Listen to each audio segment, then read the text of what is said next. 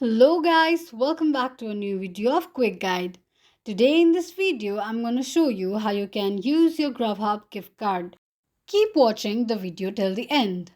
To use your Grubhub's gift card, firstly open your Grubhub application. The home page of Grubhub will appear on the screen. Tap on Account option at the bottom right corner of the screen. Among the options, tap on Gift Cards. The gift card can be used on both Grubhub as well as Seamless. You can either buy a gift card or redeem a gift card. Now, to use your Grubhub gift card, click on Redeem a gift card.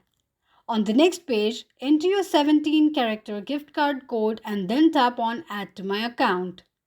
This is how you can use your Grubhub gift card quickly and easily just in few steps. If you have any thoughts or queries, let us know in the comment section. Don't forget to subscribe to our channel. Also, press the notification bell icon so that YouTube will notify you whenever we post a new video. I hope this video was useful to you. Thank you so much for watching.